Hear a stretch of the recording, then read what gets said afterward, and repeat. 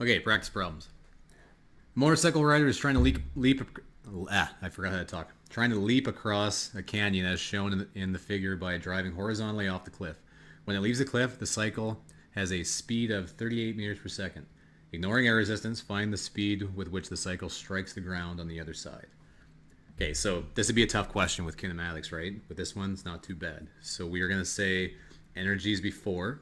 So energy before is going to be equal to energy after. We also wrote it as like energy initial, energy final. Same thing. Okay, so let's figure this out with this picture here. So to begin with, we have a height, right? 70 meters. We also have a speed. So we have potential energy. So EP initial. And we also have kinetic energy. So EK initial is going to be equal to, at the end we have a height, so P final, and we have a speed that we want to figure out, so that's going to be plus EK final. Now, we could carry on with this, but I want to show you a little trick that I've found students kind of usually like. Sometimes they don't.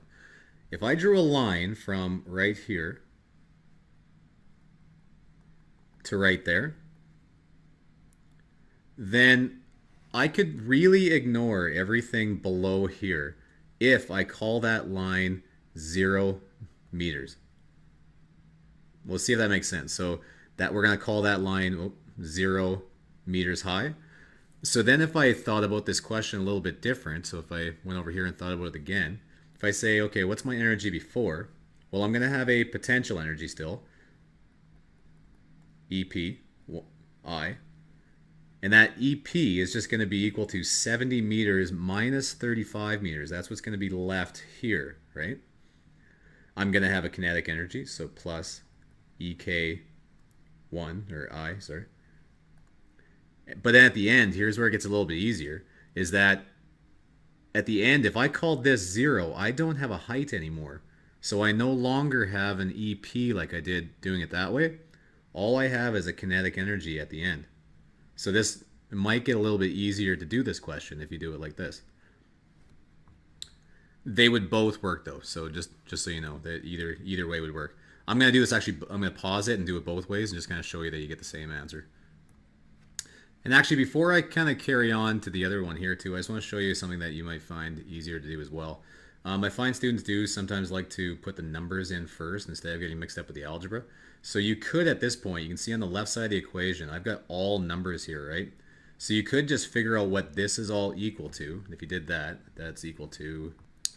So then you could say this is equal to 1065.35, and that's equal to VF squared over 2. And now from this, it might seem a little easier just to multiply both sides by 2 and solve for VF. So you can do it that way. Okay, so you can do it either way, right? You still end up with 46.2. You might not want to rearrange it like this. As I was doing it, that got a little bit more complicated than it needed to be. So what you probably do want to do is just, once you got to like even this point, put your numbers in, figure out what they were, and then that's going to make things a lot easier, kind of like we did down here, right? All right, moving on to the next one. Okay, number 2.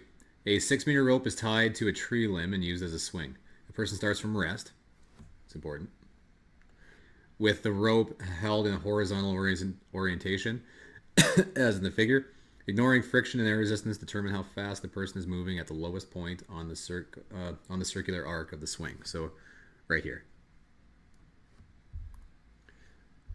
So if we're thinking about energy before is equal to energy after. So before, he's standing up here, right?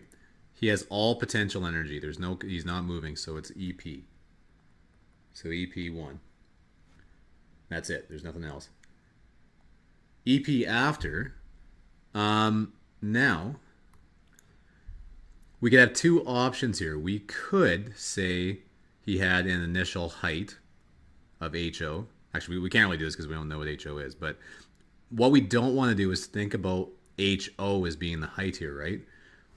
I know that this is going to be 6 meters down here too, right? This is the length of the rope from there to there. We're going to call that or distance is equal to 0 or height's equal to 0. So h is going to be equal to 0 at that point, and then it's going to be 6 meters up from there. We don't care about all this stuff below, right? We can call 0 whatever we want. It's going to be a lot easier if I call 0 right where we let go. Because then if I do that, I can say that all the energy afterward is going to be EK, kinetic energy. Because there's no potential, because the H is equal to 0. Okay? So if we fill that in, I know that's going to be mgh1, or hi, whatever you like to put. And then EK is going to be equal to mv squared over 2. And the velocity is going to be what we're looking for. We'll call that VF too. Okay, again, like what's going to happen in pretty much most of these, our mass is going to cancel. So we didn't even need it. And then rearranging this is going to be 2 times GH over, nope, not over anything, just square root, is equal to VF. So that's going to be 2 times 9.81 meters per second squared times a height of 6 meters.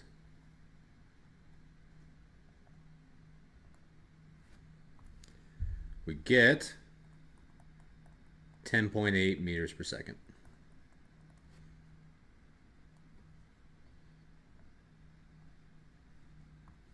Okay, number 3.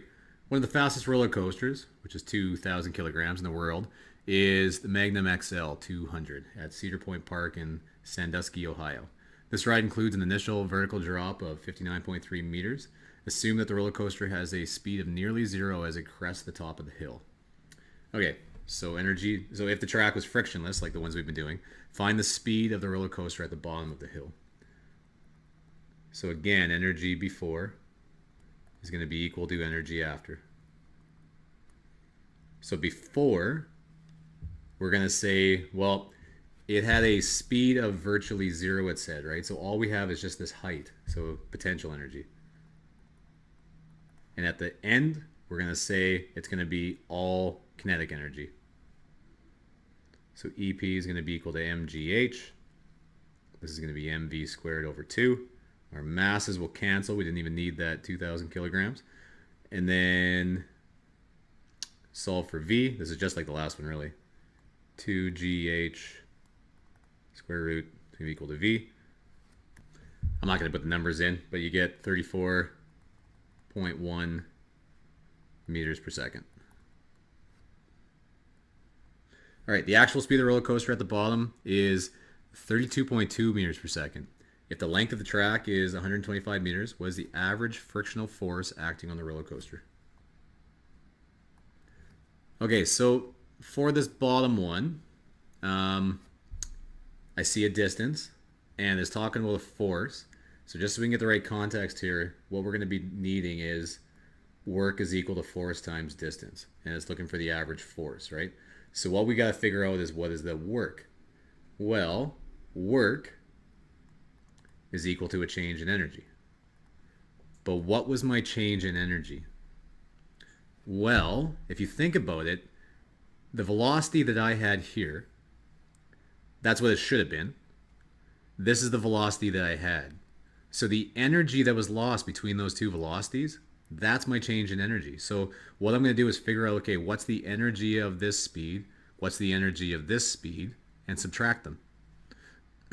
So if we do that, that's going to be, okay, so filling this in, we're going to have work is equal to, now I need the energy of this one first, right? Let's call that EK theoretical.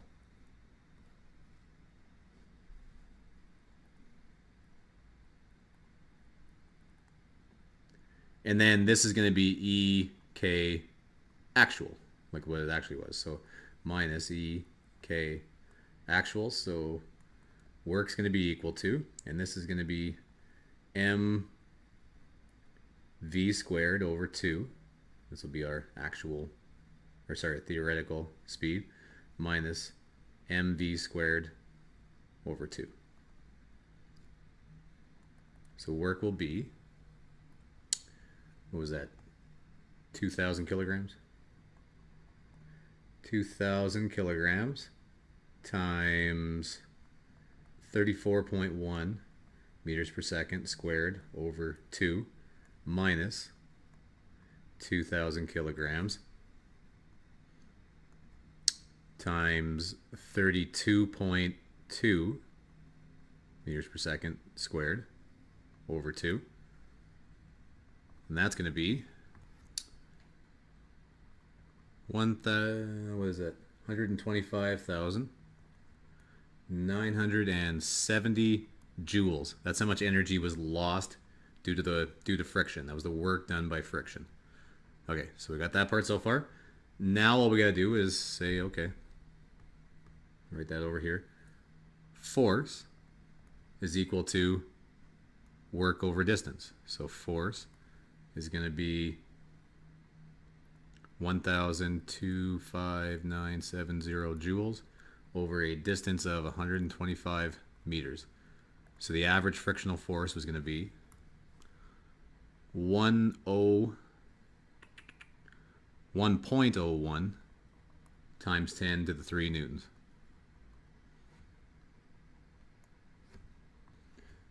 Okay, so that's going to be it for the practice problems. Go ahead and do the handed assignment now. Yeah, give number 12 a try. If you can't get it, don't feel too bad. All right, see you in the next video.